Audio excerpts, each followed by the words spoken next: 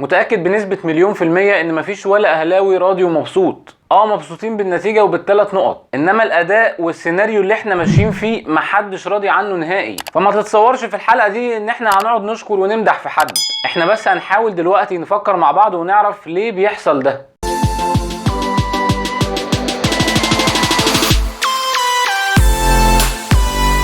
في البداية كده أكيد لازم المكسب بتاع النهاردة ما يعميش عينيك، ده مجرد جرس إنذار للي هيحصل بعد كده. إذا كنت فلتت بالماتش ده لا هتخسر وهتتعادل وهتفقد نقط بالطريقة دي. واحد من ضمن أهم الأسباب اللي شايفها أدت إن النادي الأهلي ماشي في السكة دي هو غياب العدل. غياب عدل إيه يا باشا؟ وأنت من كام حلقة بتقول لنا كولر راجل عادل وراجل فير. ده حقيقي والأداء كان فعلا كويس، إنما في شواهد كده أنت بتشوفها بعينيك دلوقتي بتأكد لك إن في حاجة غلط. لو عايز تتكلم كورة في الأول نتكلم شوية كورة. النادي الأهلي بادئ بضغط عالي زي كل مرة، وبالتالي مانع فريق فاركو إن هو يطلع ويبني هجمة. كلام جميل جدا، وبنقطع الكورة فعلا في خلال 5 ل 7 ثواني. لكن اللي كان بيميز النادي الأهلي تحت قيادة كولر إن أنت أول ما بتقطع الكورة بتوصل للجون في أقل عدد باصات، باصتين 3 تبقى أنت والجون، وبالتالي كان في فرص كتير بتحصل. دلوقتي أنت بتقطع الكورة ومش عارف تعمل بيها إيه. المشكلة الكبيرة كمان إن أنت الماتش ده ما شفناش أي حاجة غير ميس باص من كل اللعيبة. فيا ريتك حتى بتقطع الكوره وبتحاول تحضر ببطء شويه عكس اللي كنت بتعمله قبل كده، لا انت بتقطع الكوره وبترجعها لهم تاني. والميس باص ده في الكوره ليه اسباب كتير، اهمها طبعا اول حاجه غياب التركيز، وده باين جدا. اللعيبه كلها مش داخله في مود الماتشات من بعد التوقف ومن بعد كاس العالم، مفيش حد دماغه في الملعب. النقطه الثانيه ان اللعيبه مش حافظه بعض، وده فعلا حاصل لان كان ثبات التشكيل اللي اتكلمنا برضو على مستر كولر انه بيعمله بقت ميزه مش موجوده دلوقتي. كل ماتش بتلاقي 3 4 5 لعيبه متغيرين، فبالتالي اللعيب اللي كان بيجيله الكوره وحافظ ان زميله ده اللي لعب معاه 5 ماتشات قبل كده بيجري في الوقت ده فهلعب له على المغمض ما بقتش موجوده. وثالث سبب للميس باص اللياقه البدنيه، ودي هنستبعدها لان احنا لسه في الشوط الاول، واللياقه البدنيه عند النادي الاهلي الحقيقه مش وحشه. فبما ان انت ما بقتش توصل للجون بشكل سريع زي الماتشات اللي فاتت، فالفرص في الماتشات الاخيره قلت جدا، وبالتبعيه الاهداف كمان قلت. النادي الاهلي كان بينزل يكسب 3 و4، دلوقتي 1 أو 2 بالعافيه وبتستقبل اهداف كمان. فده كده كوره يخلي شكل الاهلي وحش. انما نرجع تاني لقصه غياب العدل. اول حاجه انا عندي في لعيبه في الفريق ضامنه مكانها اساسي، لعبت حلو لعبت وحش انا كده كده هلعب. على رأسهم طبعا محمد الشناوي. محمد الشناوي مش شايف له بديل، فبالتالي انا كده كده طالما سليم نازل في التشكيل الاساسي. وبما ان انت ضمنت وجودك في التشكيل فهتلاقي الاداء اللي انت شايفه. ليه اصلا اجتهد او اتعب في التمرين؟ ليه اجيب اقصى حاجه عندي طالما انا كده كده هلعب؟ الجون اللي دخل النهارده في الشناوي جايه في الضيقه، لو اي حارس متوسط كده كان ممكن شالها. غياب العدل بان النهارده في وجود مجدي قفشه ال90 دقيقه. انت كنادي اهلي مغرب مجدي قفشه عشان اللي حصل منه في ضربه جزاء فيوتشر، وسيبك بقى من قصه الستوري والسوشيال ميديا والكلام ده. الطبيعي انه يتغرم مالي وما نلاقيهوش على الدكه اصلا، نلاقيه بره ال18، نلاقيه بيلعب مع الناشئين. لا انت بادئ بيه اساسي وبتلعب بيه 90 دقيقه. غياب العدل في ان انت عندك ثنائيه كانت احسن ثنائيه في الدوري في وسط الملعب، اللي هي ديانج وحمدي فتحي قبل ما يتصاب. حمدي فتحي راجع من الاصابه بقاله اكتر من 3 اسابيع، والمفروض ان هو خد فورمه، مع قعده على الدكه وعامل الثنائيه اللي مش احسن حاجه من السوليه وديانج. وبالتالي حمدي فتحي قاعد بره قالب وشه، وعمرو السوليه في الملعب ما بيديلكش احسن حاجه. غياب العدل في الصفقات اللي انت جايبها في الصيف. انت جايب شادي حسين وجايب ميسي وجايب برونو سافيو. فين شادي حسين وفين ميسي اصلا؟ ده في ناس من جمهور الاهلي مش عارفين شكل ميسي اصلا. طب انت جايب الصفقات دي ودافع فيها فلوس ليه؟ ده انا كل ده بتكلم على اللعيبه اللي اشتريناها فريق اول، سيبك بقى من ال7 صفقات بتوع دجله اللي منهم ناس ينفع يلعبوا فريق اول. غياب العدل في لعيبه كانت ممكن تبقى موجوده في الفريق الاول وسنها يسمح بكده، ودت معاك وتالقت على فترات الموسم اللي فات، ودلوقتي اختفوا. فين رأفت خليل؟ فين زياد طارق اللي بتدور له على اعاره؟ وانت اصلا عندك مشكله في الونجات. فين بقى كريم الدبيس وفين رشدان وفين الناس اللي انت جايبها دي؟ وبشهاده الجميع اللعيبه دي تكسر الدنيا، انت حتى مش عايز تحطهم على الدكه. انت حاطط بدلا من كل دول محمد فخري قاعد على الدكه. منتظر ايه لما المنظومه ينعدم منها صفه العدل؟ غياب العدل ان انت المفروض عندك 3 رؤوس حربه، محمد شريف وحسام حسن وشادي حسين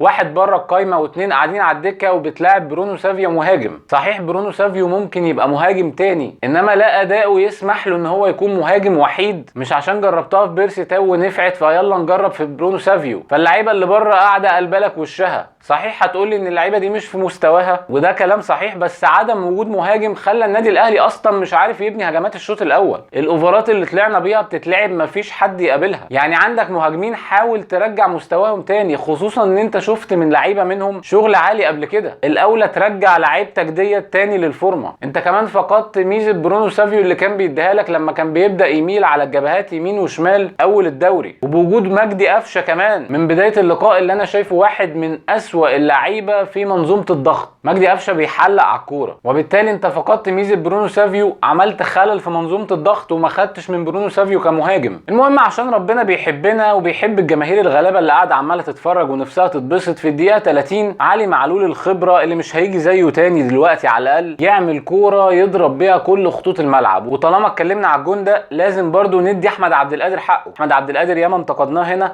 بصوا على الاعاده يا جدعان بتاعه الجون وشوفوا الخطوه اللي خدها عبد القادر عشان يطلع المدافع ويفضي مساحه وراه. واول ما يعمل البادي فينت المدافع مش هيلحق يرد معاه، وبالتالي احنا شفنا مسافه كبيره جدا بين احمد عبد القادر والمدافع بعد ما اتلعبت لمعلول بالمسطره. شوفوا اعاده الجون هتفهموا انا بقول ايه. خطوه احمد عبد القادر دي لا تقل اهميه عن الباص بتاع معلول. وطبعا الفينش بتاع احمد عبد القادر كان ممتاز. حلو نتقدم في الدقيقه 30 1-0. نخش بقى في اللي بيحصل اخر كام ماتش. اول ما بتجيب جون تحس ان اللعيبه كلها طفت مكن. وفعلا فاركو اللي ما طلعش عليك بهجمه طول الشوط الاول بعد ما جبت الجون عمل هجمه واحده جاب فيك جون تعادل عشان منظومه الضغط فكت خالص. محمد هاني مش عايز يضغط، اليو ديانج مش عايز يضغط، واثنين طالعين من فاركو على 4 أو 5 من النادي الاهلي وبيعملوا معاهم 1 2 وتتشاط للشناوي في الدقيقه من احمد شريف وتخش. والله العظيم اللعيبه فكت. ويخلص الشوط الاول 1-0 ويلا بينا على الشوط الثاني. تخيلوا يا جدعان ان الشوط الثاني ألعن كمان من الشوط الاول. انت نازل متعادل، الضغط وقف تماما، اللعيبه كلها واقفه، مفيش حد عايز يظهر للتاني ولا حد عايز يلعب اصلا ولا في حميه ولا حد بيفكر ان احنا نجيب جون تاني. مفيش غير علي معلول الوحيد اللي تحسه بيلعب بقلب. وعشان نبروز الشكل الهزلي اللي كان حاصل ده في الدقيقه 60 كره عرضيه من علي معلول كريم فؤاد عايز يحطها بايده واحنا عندنا فار. هل دي لعيبه عايشه ومركزه في الحاله اللي احنا فيها؟ وطبعا بما ان احنا قلنا ان الفريق فك فهتشوف انانيه. بعديها بدقيقه كريم فؤاد برده يجيله انفراد متطرف بدل ما يلعبها عرضيه لبرونو سافيو اللي فاضي خالص يشوطها بره خالص. لا زاويتك ولا الكره سهله تدخل، وممكن لو بصيتها بالعرض تضمن جون 100%. انما كله بيبص لنفسه. مجدي قفشه عايز يجيب ضربه الجزاء لنفسه وادي كريم فؤاد ومفيش حد بيحاسب حد. انت متخيل يا راجل يا طيب ان كولر بيتفرج زيه زينا واول تغيير يعمله في الدقيقه 75؟ يا راجل سايب ساعه وربع بتتفرج على العك ده وفكرت تتدخل في الدقيقه 75؟ المهم طلع ديانج وكريم فؤاد واحمد عبد القادر ونزل حسام حسن ومحمد شريف وحسين الشحات. محاولات كتير عن طريق علي معلول بقى في الوقت ده لما الوقت زنق معانا، ولكن طبعا كل كرات علي معلول الوحيد اللي كان بيجتهد كانت بتروح كده في الارض نتيجه سوء فينش من حسام حسن او من ياسر ابراهيم اللي كان بيزيد طبعا في الفاولات. وفي الدقيقه 96 في اخر دقيقه من الوقت بدل الضايع ربنا يكرم النادي الاهلي عشان بس جماهيره مش عشان حاجه تانية خالص، بكره حلوه بدات من معلول لحسين الشحات يعملها لبرونو سافيو اللي يعمل اسيست حلو لمحمد شريف عشان يحط هدف التقدم في اخر كام ثانيه من الماتش ويخلص الماتش 2-1. ويلا بينا نروح على الملاحظات. اول ملاحظه ان في حاجه حلوه في الماتش مش كله وحش. الفاولات رجعت تاني يبقى فيها تكتيك، وطبعا بقياده علي معلول، واكتر واحد كان مشارك معاه هو احمد عبد القادر. شفنا افكار حلوه بتتنفذ ودي نقطه طبعا ايجابيه جدا. النقطه الثانيه ودي حاجه لازم نقف عندها ولمحنا لها في الحلقه، هي الحاله اللي بتصيب الفريق بعد التقدم. ده لغز لازم حد كده يطلع يكلمنا فيه، بدل ما كنت بتدوس وتجيب الثاني والثالث والرابع، لا انت بتتقدم وبتستنى التعادل. النقطه الثالثه ودي كانت ابرز عيب باين عند النادي الاهلي النهارده وهو الميس باص من كل اللعيبه. احنا ما بنقولش ان لعيبه الاهلي تعبانه، لا سكواد الاهلي كويس جدا، محتاج تدعيمات كتير بس السكواد ده ما يطلعش منه الاداء ده خالص. ده عمرو السولية قصاده علي معلول بخطوتين بيلعبها له في الاول. اللعيبه دماغها مش في الملعب خالص يا جماعه. النقطه الرابعه وهي خاصه بكريم فؤاد، وهو احسن لعيب في النادي الاهلي بيهاجم المساحات، بيخلق لنفسه مكان حلو جدا، ولكن كريم فؤاد عنده مشكلتين. اول حاجه ان هو اناني شويه، النقطه الثانيه سوء الفينش. النهارده كانت جات له كام كوره كده في الشوط الاول انفرادات بيحطها وحشه جدا، وحتى في ماتش فيوتشر في اخر دقيقه تقريبا جاله انفراد سهل جدا يحطها من تحت جنش حطها في جسمه.